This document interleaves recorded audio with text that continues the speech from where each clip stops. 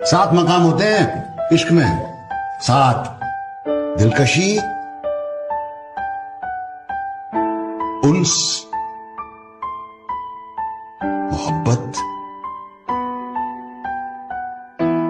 अकीदत, इबादत और जुनून।